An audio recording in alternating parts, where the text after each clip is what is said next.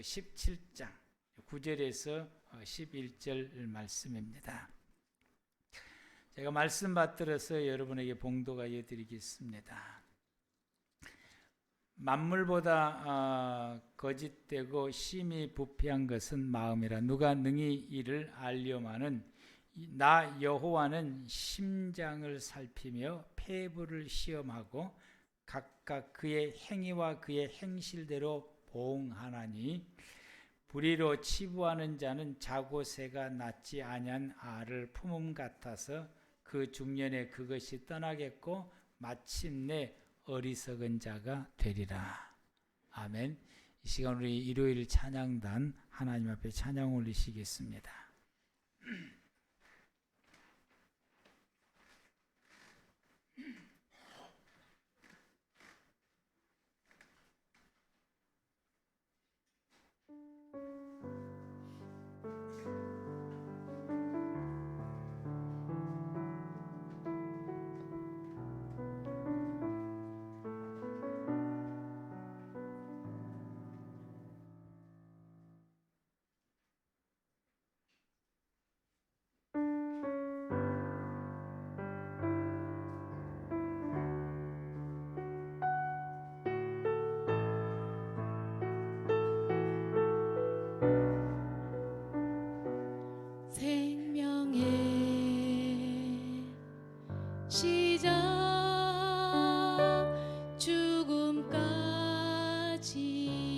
다스리는 분,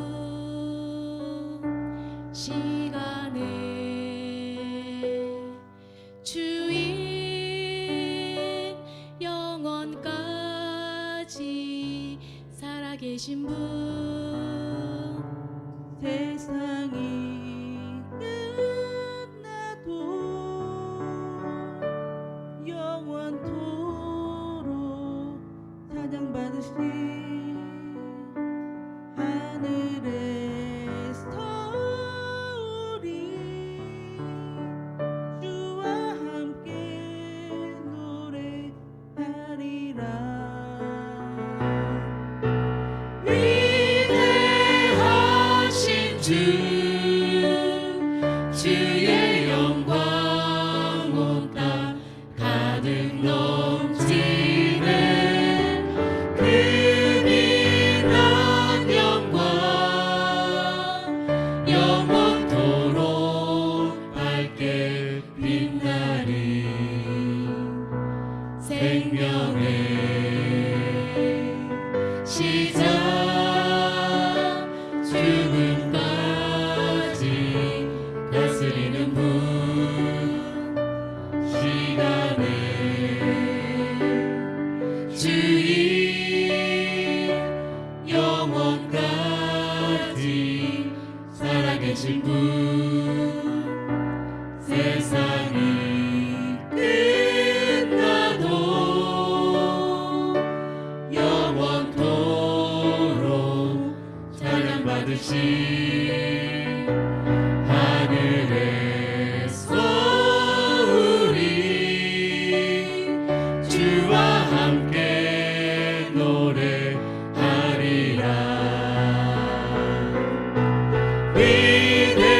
위대하신 주, 주의 영광 온 땅 가득 넘치네. 그 빛난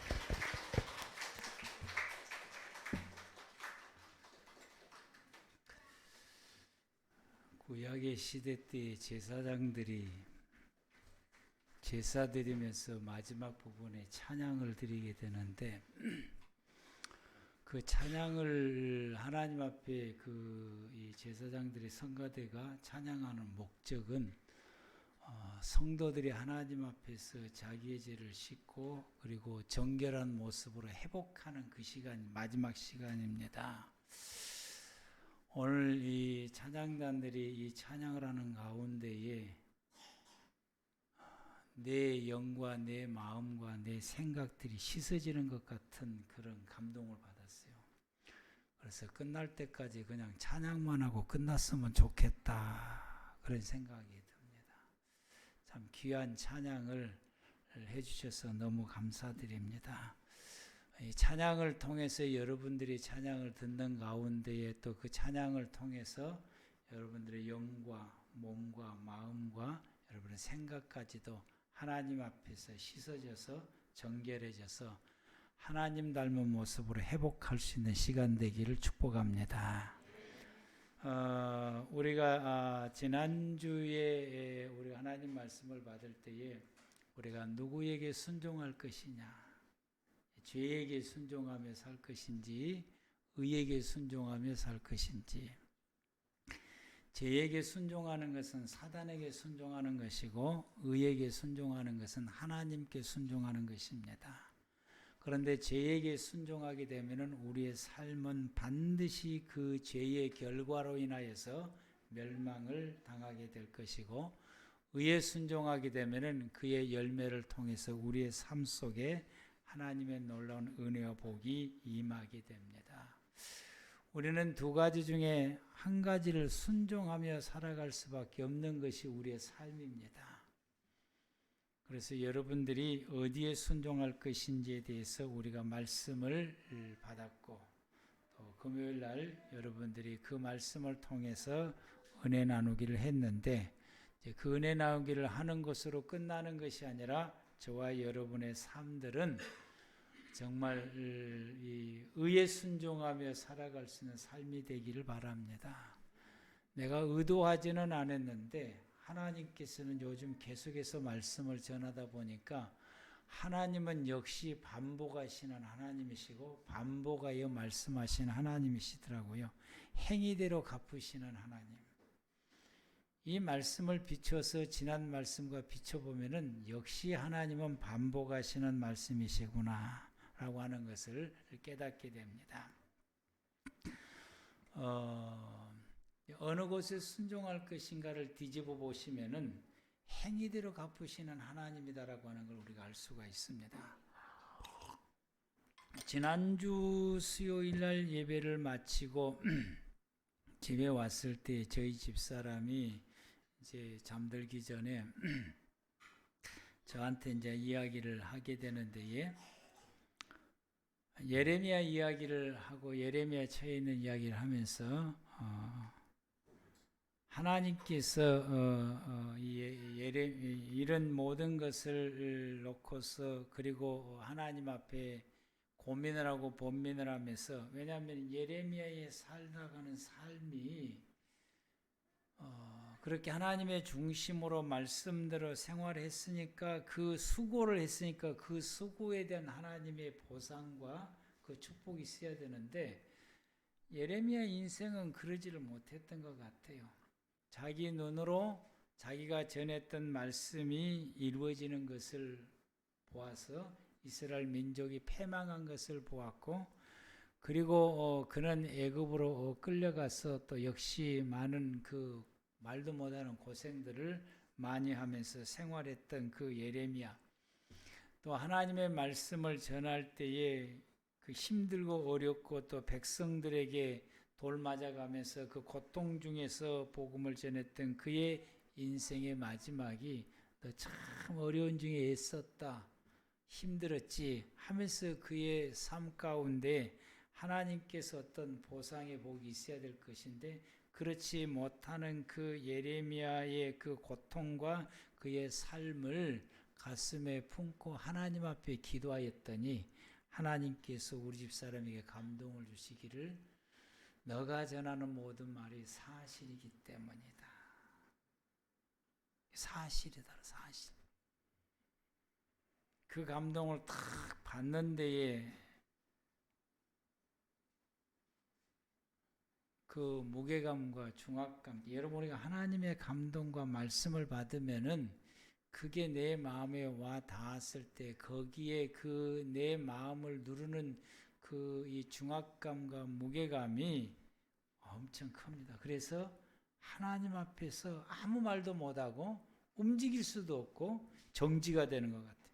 정지가 돼서 가만히 있을 수밖에 없는 그런 상황이 이제 오게 되는데, 그래서 이제 이 밤새도록 이제 이 이야기를 이제 나누다가 내일 새벽 예배니까 여기서 멈추고 자자.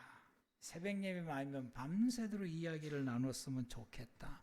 이야기를 이제 탁 저도 이야기를 탁 듣는 데에 그 무게감이 저에게 이제 밀려 오게 되는 데에 어떻게 참 나누기가 참 힘들고 그 무게감이 너무 누른 것 같아요.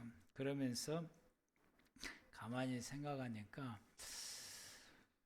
이 하나님의 이 은혜와 감동을 받는 이 하나님의 말씀을 가지고 둘이서 이렇게 부부가 이렇게 나누면서 그 이야기를 나누고 그렇게 생활해 가면서 어떻게 하면은 하나님의 말씀을 따라서 하나님의 뜻에 따라서 살아가려고 애쓰고 힘쓰고 방향을 이렇게 정하면서 나아가는 그런 이 목회자의 부부가 얼마나 될까를 생각해 보았습니다.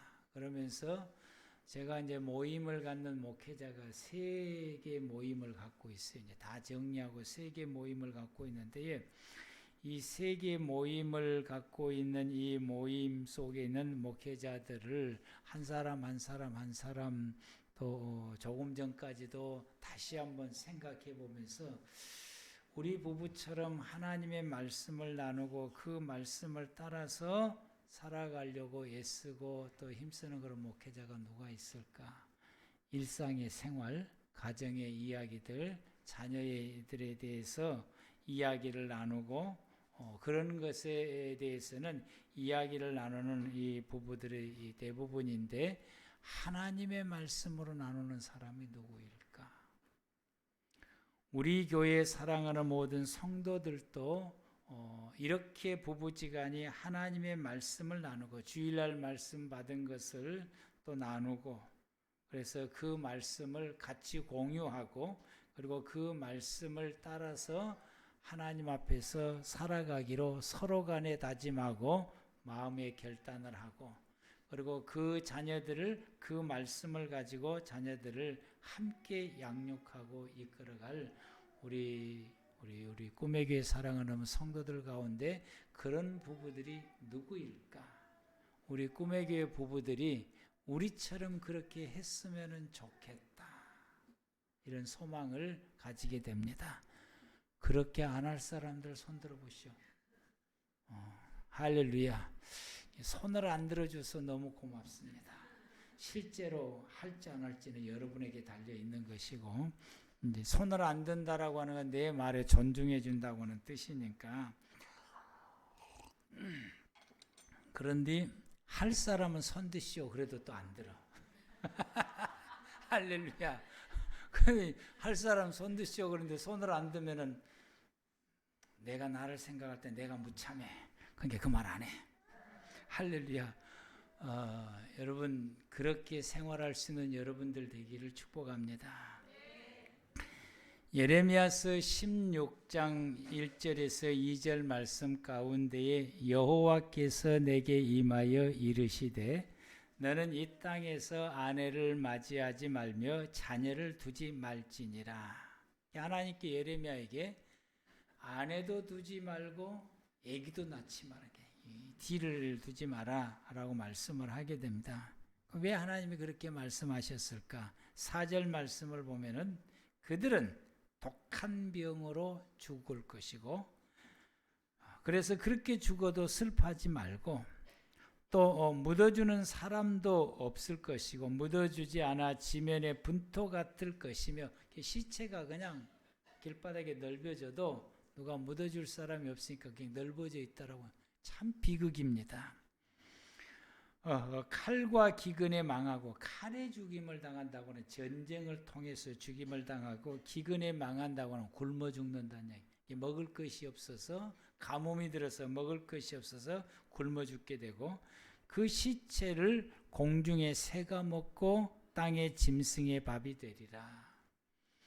이것은 비극 중에 비극을 말하게 되는 것이고, 처참하기가 그지없는 이런 모습들인 것입니다. 이런 시대가 올 것이라고 말하는 이 내 말이 모두가 다 사실이다라고 하는 거죠. 사실이기 때문에 후사를 두지 말라고 하는 거예요. 왜? 네 자녀들도 이런 비극을 맞이하는 것을 볼 때에 부모로서의 가슴 아프고 통탄하고 기가 막힌 일이기 때문에 너희의 자녀들은 이런 아픔을 겪지 말라고 하는 거예요. 이런 고통을 겪지 않고 또 아버지 너로서도 이런 아픔을 겪지 마라. 17장 1절 말씀을 보게 되면은 그들의 죄가 그들의 죄를 다이아몬드로 된 펜으로 기록된다라고. 없어지지 않는다라고 하는 거예요. 없어지지 않는다. 그래서 그들의 죄가 그들의 마음에 있고 그들의 제단에 새겨졌다. 유다의 죄는 금강석 끝 철필로 기록되되 이 펜 끝이 다이아몬드로 되어 있다라고 하는 말씀이. 그래서 그것이 이루어지지 그 어떤 것도 지울 수가 없는. 그래서 이 세상에 이 유리를 깎는 끝도 다이아몬드로 되어 있어요. 유리가. 그래서 그 다이아몬드로만이 되어야 그 유리를 자를 수 있기 때문에 그럽니다. 글도 이렇게 하는 것은 없어지지 않고 확실하게 기록되어 있고, 이 기록된 이 말씀을 그 어떤 것도 제거할 수 없다라고 하는 말씀이고, 그래서 그들의 죄가 그들 자신의 마음속에 새겨져 있고, 그리고 제단 뿔에 새겨져 있다고 하는 것은 하나님이 똑똑히 기억한다라고 하는 거예요. 하나님이 똑똑히 기억하고 하나님의 마음속에 기록되어 있게 된다라고 하는 것입니다. 그래 이렇게 기록된다라고 하는 것은 그들의 죄로 인하여서 그 땅에 재앙이 반드시 임한다라고 말하고, 그 재앙은 북쪽에부터 올 것이라고 하는데 그 북쪽은 바벨론 나라를 의미하게 됩니다. 이 바벨론 나라에 의해서 유대 나라가 처참하게 멸망을 당할 것을 말씀하시게 되며, 내가 말하는 것은 사실 그대로 이루어질 것이다. 그래서 예레미야에게 아내도 두지 말고 자녀도 두지 말라라고 말하게 됩니다. 예레미야는 이런 미래를 바라보고 하나님의 말씀이 사실 그대로 이루어질 것을 바라보면서, 이런 비극을 바라보면서 백성들이 회개하여 하나님 앞에 돌아서라고 피를 토하면서 전하게 됩니다. 우리가 회개해서 우리가 섬겨왔던 우상을 다 던져버리고 우리가 진정으로 하나님께 돌아가서 하나님만 섬기게 되면은 이런 재앙이 온 것이 현실이고 사실이라 할지라도 하나님이 우리를 도우신 것도 사실이다. 그래서 하나님이 우리를 도우셔서 이런 재앙 가운데 우리를 면하게 해주실 것이고, 이것을 우리에게 스무스하게 넘어갈 수 있게 해주실 것이다 라고 하게 되는 것입니다.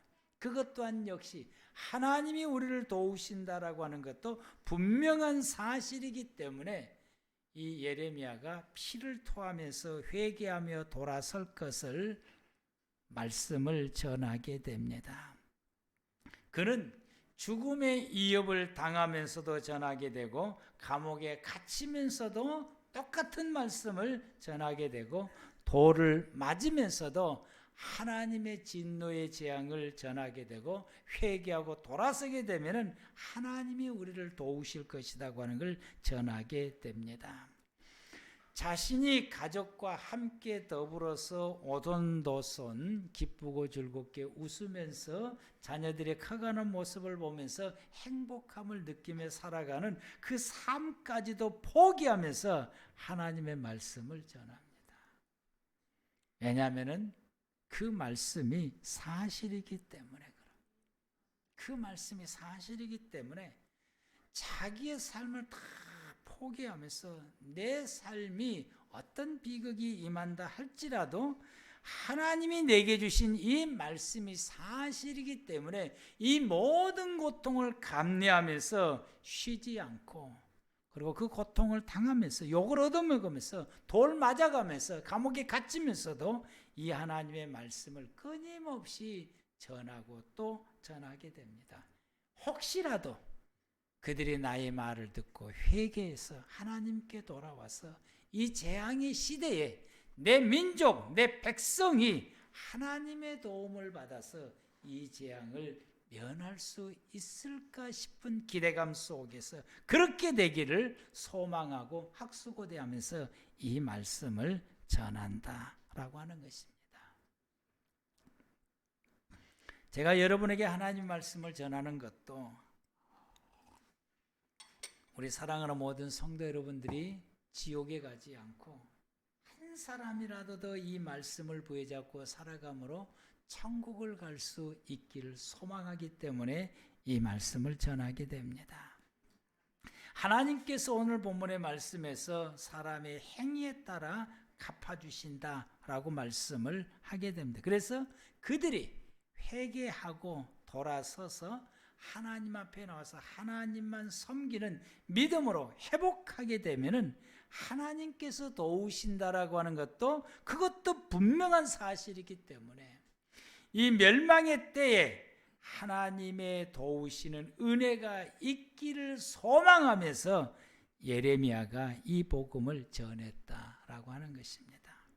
우리가 17장 1절 말씀부터서 보면은 유다의 죄는 금강석 철필로 기록되되 그들의 마음판과 그들의 제단 뿔에 새겨졌거늘 그들의 자녀가 높은 언덕의 푸른 나무 곁에 있는 그 제단과 아세라를 들을 생각하도다. 우상 숭배를 하게 됩니다. 들에 있는 나의 산 아래 내 온 영토의 죄로 말미암아 내가 내 재산과 내 모든 보물과 산당들로 노략을 당하게 하리니 내가 내게 준 내 기업에서 내 손을 뗄 것이며 또 내가 너로 하여금 내가 알지 못하는 땅에서 내 원수를 섬기게 하리니 이는 너희가 내 노를 맹렬하게 하여 영원히 타는 불을 일으켰습니다.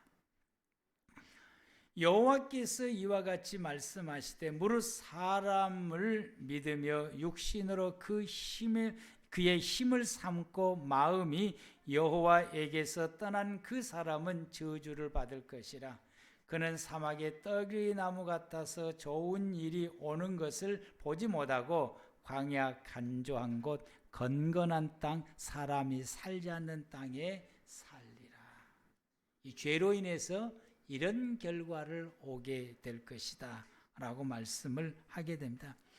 이렇게 너희들이 죄로 인해서 이런 비극 가운데서 생활해 갈 수밖에 없고 저주 가운데서 생활해 갈 수밖에 없는 그런 삶이 너에게 올 것이고 이렇게 전하는 말씀이 사실이다 라고 말씀하게 된다. 또 동시에 7절과 8절에서 말씀하시기를 그러나 뒤집어서 무릇 여호와를 의지하며 여호와를 의뢰하는 그 사람은 복을 받을 것이다. 그는 물가에 심겨진 그 나무가 뿌리를 강변에 뻗치고 더위가 올지라도 두려워하지 아니하며 그 잎이 청정하며 가무는 해도 걱정이 없고 결실이 그치지 아니함 같으리라. 아멘. 가뭄이 와도 그 뿌리가 강가에 심어져 있으니까 아무 해가 임한 가뭄이 오는 재앙이 와도 그 뿌리가 그가 강가에 심어져서 그 뿌리가 강물에게까지 뻗쳐 있게 되므로 가무는 것이 그에게 아무런 영향이 미치지를 아니하게 돼서 다른 이 메마른 사막 가운데 있는 모든 나무들은 다 말라 죽어 없어지지만은 이는 마르지 않고 잎이 청청하며 결실을 맺게 된다라고 말하게 됩니다. 이 또한 역시 말씀도 사실입니다. 아멘. 하나님 안에 거하기만 하면은, 말씀 안에 거하기 하고만 믿음 가운데 거하여 있게 되면은 이런 재난이 온다 할지라도 그 재난이 그에게 미치지를 않는다라고 하는 거죠. 말씀을 따라서 말씀을 순종하며 생활했던 노아, 비가 40주냐가 쏟아졌어도 그 비가 노아의 가족에게는 전혀 미치지 못하게 되고 온 세상 모든 사람들은 그 비에 의해서 다 죽임을 당하고 멸망을 당하는 비극이 왔어도 노아의 가족은 아무 일이 없다라고 하는 것이죠. 이 두 가지 말씀이 사실이고 사실 그대로 이루어진다라고 하는 것입니다. 세월이 지난 후에 때가 이르게 되면 하나님이 말씀하신 것이 현실 속에서 사실 그대로 이루어지며 나타나게 됩니다. 그들이 끝까지 회개하지 않게 되니까 그들에게 재앙이 임하는 현실이 사실 그대로 이루어지게 됩니다. 말씀하신 그것이 사실 그대로 이루어지게 됩니다.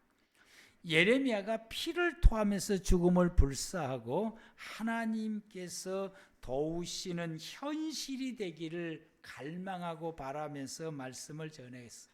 그래서 그것이 이루어질 수 있도록 회개하라고 외쳤건만 백성들은 끝까지 회개하지 아니하게 되니까 일어나지 않기를 바랬던 예레미야의 그 기대와는 다르게 하나님께서 말씀하시는 대로 그들의 삶 가운데 재앙이 임하게 됩니다.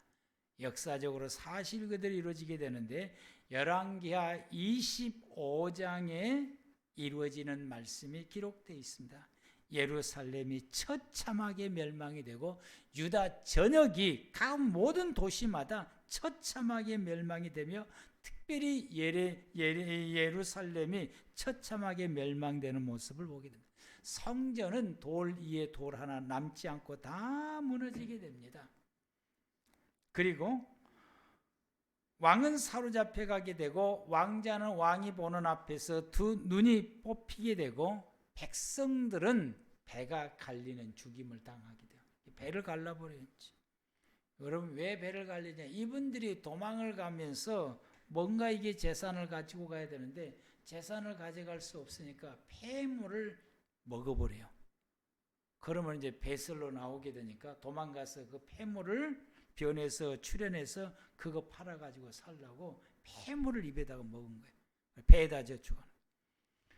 근데 이 바벨론군이 그걸 알고 뱃속에 있는 폐물을 끄집어내려고 배를 갈른 것입니다. 얼마나 비참하고 처참합니까? 이런 비참하고 처참한 일이 그들의 현실 속에서 사실을 이루게 됩니다. 그 누구의 도움을 받지를 못합니다. 하나님의 도움을 받지를 못합니다. 왜? 그들이 끝까지 회개하지 않았기 때문에 하나님의 도움을 받지를 못했던 것입니다. 회개는 입술의 고백으로 끝나는 것이 아닙니다. 하나님의 말씀을 받고 깨닫게 되면은 입술로 하나님 앞에 잘못했다고 고백하고 거기에 멈추지 않고 그들의 생활 가운데서 잘못되고 틀린 것을 다 내던져 버려야 되는 것입니다. 다 버려야 되는 것입니다. 그리고 돌이켜야 돼요. 돌이켜서 하나님께 돌아와서 하나님 안에서 하나님과 살아가는 삶을 살아야 돼요. 여기까지 이루어질 때에 회개했다라고 말하게 됩니다. 오늘 많은 성도들은 말씀을 듣고 깨닫게 되면 감동, 감격을 해서 내가 잘못됐구나라는 걸 깨닫게 되고 그 깨닫게 된 것도 대단한 거지. 깨닫게 되면 그래서 입술로 하나님 앞에 회개합니다. 잘못했습니다. 내가 잘못했어요. 거기까지만 머물러.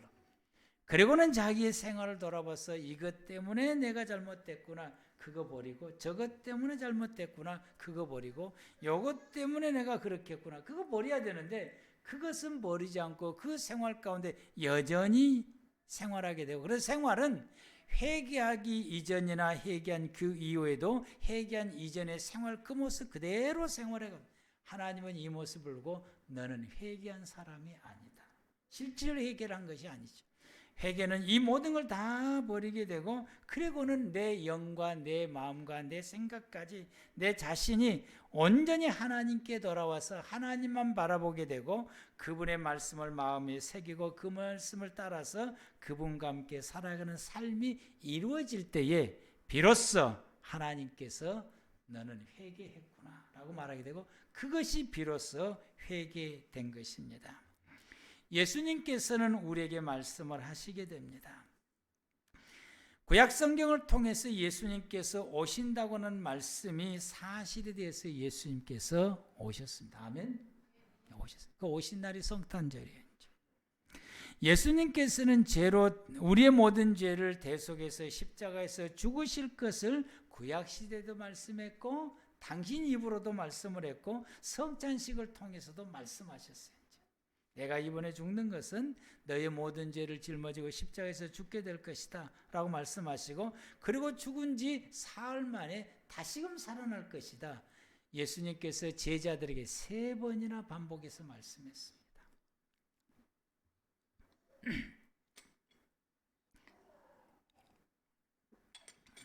예수님께서 말씀하시는 대로 십자가에서 죽으셨어요.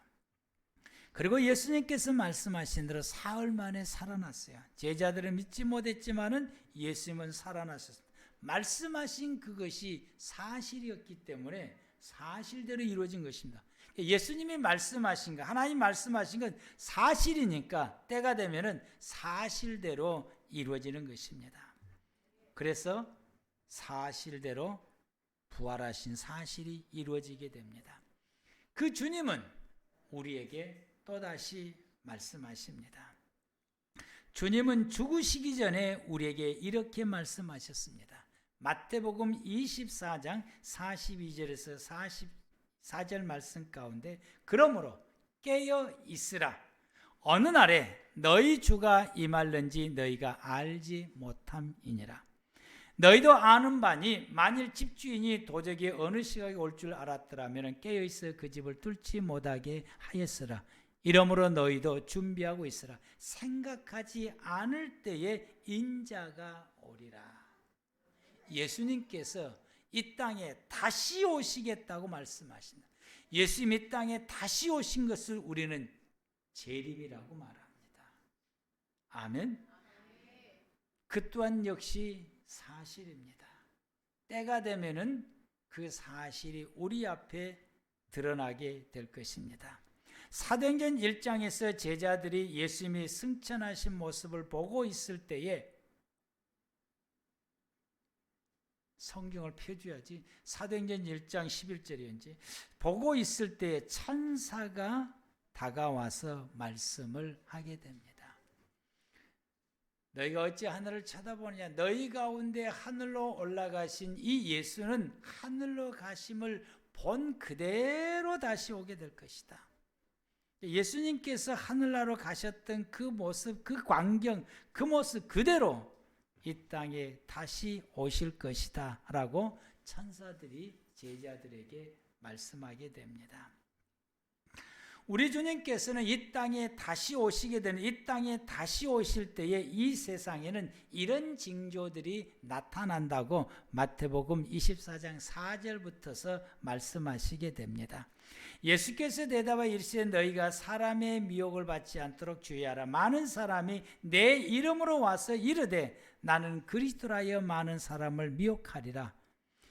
여러분이 이 땅에는 예수라고 하고 말하면 내가 바로 예수다라고 하면서 사람들을 현혹하고 유혹하는 이런 이단들, 신흥 종교들이 일어난다라고 말하게 됩니다. 여러분들이 신천지 교회를 여러분들이 보면서 여러분 우리가 무슨 생각을 해야 되냐? 성경이 말씀하신 것이 주님 오실 때가 되면은 이런 일들이 일어난다고 하는 것이 이 말씀이 들어 사실이 일어났구나. 이단들을 볼 때마다 여러분들이 이게 일어나고 있구나. 이게 말씀이 사실이구나. 예수님이 다시 온다고 하는 말씀이 사실이구나 라고 하는 걸 깨닫게 되고 우리가 경각심을 가지게 되고 주님께서 말씀하신 대로 깨어 준비하고 있으라고 하는 이 말씀을 마음에 새기고 우리가 준비해야 될 줄로 믿습니다. 난리에 소문이 듣겠으나 너희는 삼가 두려워하지 말라. 이런 일이 있어야 돼. 아직 끝이 아니다. 세상 곳곳에 전쟁과 전쟁이 끊이지 않고 일어나게 된다. 민족이 민족을, 나라가 나라를 대적하여 일어나겠고 곳곳에 기근과 지진이 있으리니, 지진도 일어나지요. 또 기근도 일어나지요. 이 모든 것은 재난의 시작이다. 끝이 아니고 이제 시작이다라고 말하게 됩니다. 그래서 이런 것들을 볼 때 우리는 주님이 이 땅에 오신다고 하는 말씀하시는 그 말씀을 우리가 붙잡아야 됩니다.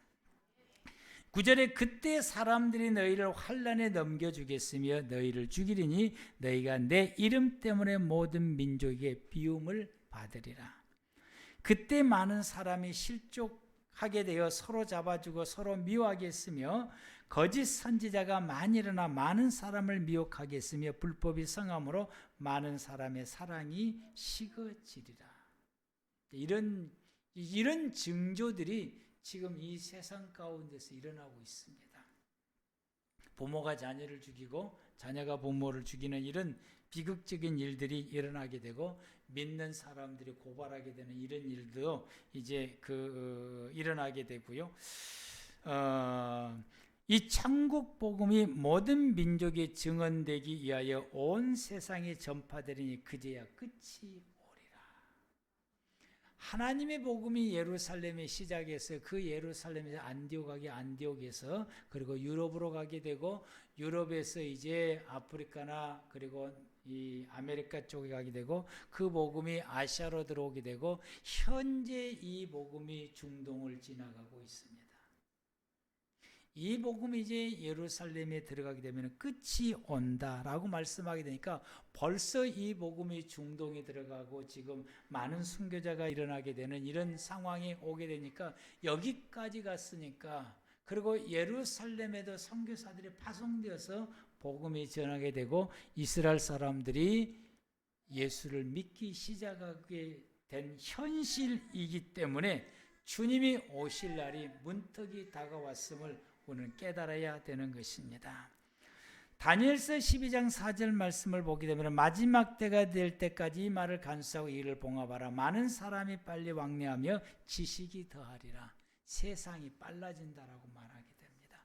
엄청나게 빨라지게 되고 앞으로도 얼마만큼 더 빨라질지 못하게 됩니다. 지금은 기차가 순천에서 서울까지 가면은 3시간 반인가 2시간 반인가 걸리게 되는데 앞으로는 20-30분이면 가게 됩니다. 캡슐로 통해서 이미 그 기술은 이미 지금 도달이 됐습니다. 지금은 미국을 비행기 타고 가려면 거의 한 10시간 가까이 걸리게 되는데 앞으로는 이제 음속으로 달리는 이 여객기가 나오게 되니까 20-30분이면 가게 됩니다. 그래서 거기 가서 일 보고 집에 와서 잠잘 수 있는 시대가 오게 됩니다. 이만큼 빨라지게 되는 거예요. 이렇게 빨라지게 되고 여러분이 지식이 지금은 얼마나 많이 발전하게 되고 또 그 지식이 사라지고 소멸되는 것이 아니라 빅데이터를 통해서 저장되어지게 되는 이런 시대가 지금 오게 되니까 이 다니엘에서 말씀했던 이 말씀이 지금 현실화가 되고 있다라고 하는 사실이고 이것이 더 발전하게 된다라고 하는 것입니다. 마태복음 24장 32절에 무화과 나무의 비유를 배우라. 그 가지가 연해지고 그 잎사귀가 내면 여름이 가까운 줄을 아나니 이와 같이 너희도 이 모든 일을 보거든 인자가 가까이 문 앞에 이른 줄 알아라. 이 말씀은 유대 민족의 회복인 것입니다. 예수님의 시대 때 예수님께서 유대 민족이 멸망할 것이라고 말씀하시게 되는데 주 70년의 로마의 디도 장군에 의해서 유대 민족이 멸망하게 되고 유대 민족을 유럽 전 세계에다가 흩어나 버리고 나라를 소멸시키고 없애버렸습니다.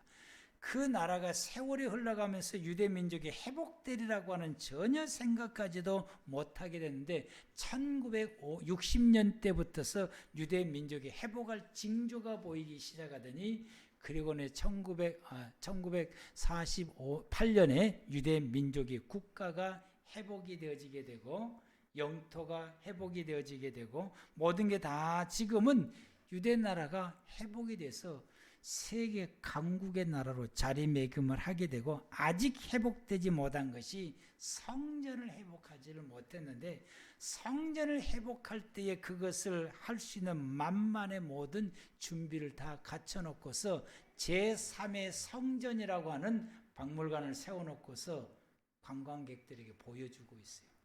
번제단도 보여주고 촛대도 보여주고 다 보여주고 있어요 지금.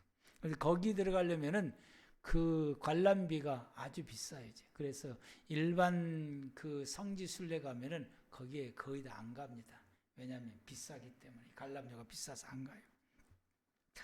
여러분 이와 같이 주님께서 말씀하시기를 천지는 없어질지언정 내 말은 없어지지 아니하리라 35절에 말씀하십니다. 이는 하나님의 말씀이 사실이기 때문에 없어지지 아니하고 때가 되면은 반드시 이룬다라고 말씀하시고 그러나 36절에 그 이루어지는 그 날에 대해서는 아무도 모른다. 하늘의 천사도 모르고 아들도 모르고 오직 아버지만 안다라고 말씀하시며 그걸 모르기 때문에 37절에 노아의 시대까지 이 시대 사람들이 그와 같다.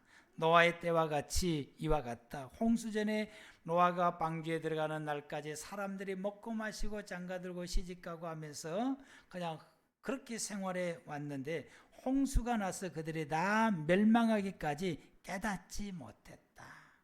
인자의 임함, 내가 다시 오는 재림의 때도 사람들이 알지 못한다. 현실적으로 보게 되면은 믿지 않는 사람은 당연하고 믿는 사람들 가운데서도 예수의 재림에 대해서 잊어버리고 망각하고 그 예수님이 다시 올 것이라고 하는 것에 대해서 우리가 바라보면서 정신을 차리고 믿음의 생활을 살아가고 깨어 있어서 주님이 언제 오실지 고대하면서 믿음의 생활을 살아가는 성도가 많지를 않다라고 하는 것입니다. 우리는 어떠합니까? 주님이 말씀하신 재림에 대한 말씀한 건 분명한 사실입니다. 예레미야 선지자를 통해서 말씀하셨던 것 역사적으로 사실되어서 이루어졌던 것처럼 예수님이 재림하는 것도 분명한 사실이고 그것이 때가 되면 우리에게 이루어지게 될 것입니다. 그러므로 주님 말씀하십니다. 그러므로 깨어있으라. 어느 날에 너희 주가 임할는지 너희가 알지 못함이라. 하나님 말씀하신 건 사실입니다. 천국에 대한 말씀도 사실이고 지옥에 대한 말씀도 사실입니다. 하나님의 저주와 재앙에 대한 말씀도 사실이고 하나님의 축복의 말씀도 사실인 것입니다. 예수님이 다시 오신다고 하는 재림의 말씀도 사실입니다. 그 말씀하신 것이 때가 이르게 되면은 현실에 말씀하신 그대로 이루어지게 될 것입니다. 왜? 말씀하신 그 말씀이 사실이기 때문에 그러합니다. 앞으로 말씀하신 그대로 우리의 미래 삶 가운데 이루어지게 될 것이며 여러분이 받은 말씀도 사실이기 때문에 여러분에게 예언해 줬던 말씀이 이루어지게 될 것입니다. 그러므로 우리는 이 말씀이 그대로 이루어지게 되는데 우리가 믿음에 의해서 이루어지게 되는데 우리가 믿음을 따라서 생활하게 되면은 그 믿음에 따라서 우리가 살아가는 그 말씀이 우리에게 이루어지게 됩니다. 하나님은 우리의 행실에 따라 우리의 행위에 따라 이루어 주신다라고 말씀을 하시게 됩니다. 그러므로 우리가 믿음으로 생활하게 되고 주님 주시는 말씀을 따라 부여잡고 예수 안에서 주님과 더불어서 말씀하게 되면은 믿는 자에게 천국이 이루어진다고 하는 것이 내게 사실돼서 이루어지게 될 것이고, 하나님께서 재앙의 날 우리를 도우신다고 한 것이 사실돼서 그 재앙의 날 우리를 도와주셔서 노아를 방주에 안전하게 지낼 수 있도록 해주신 것처럼 우리의 삶 가운데 그와 같이 이루어지시게 될 것이고, 우리가 믿음을 버리고 말씀을 버리고 내 마음대로 우리가 생활하게 되게 되면은 이 유대 백성들이 마지막 이 시드기야의 왕 때에 멸망을 당하여 처참하게 죽은 것처럼 배가 갈려 죽기도 하고 이래저래 죽기도 하는 것처럼, 그래서 살아남은 사람들은 바벨론의 포로로 끌려가서 바벨론 민족의 사람을 섬기면서 비참한 생활을 살아가는 것처럼, 우리가 주의 말씀을 저버리고 믿음을 저버리며 생활하게 되면은 우리에게 이렇게 생활한 사람에게 이렇게 이룰 것이라고 하는 재앙과 저주의 말씀이 이루게 될 것이라고 하는 것이 나의 삶 가운데 사실대로 이루어지게 될 것입니다.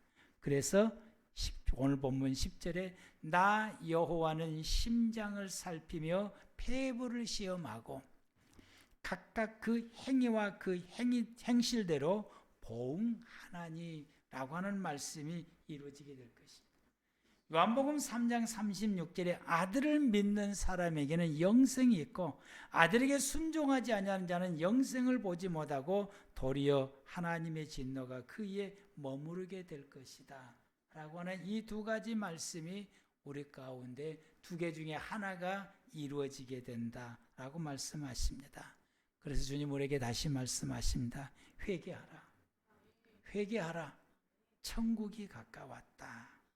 그러므로 우리가 육의 삶을 버리고 육의 생활을 버리고 하나님께 돌아와서 하나님 안에 거하며 말씀을 부여잡고 살아가는 영의 삶을 살아가므로 하나님과 함께 살아가는 사람들에게 하나님께 주어주시는 구원, 영생, 하나님의 복, 재난의 날에 하나님이 나의 인생의 삶을 도우시고 붙잡아 주시고 이끌어 주시고 필요한 것을 공급해 주시는 하나님의 축복의 삶이 여러분의 삶 가운데 사실 그대로 이루어지며 그 이루어지는 그 속에서 복을 누리며 살아가는 주의 백성들이 되기를 축복합니다.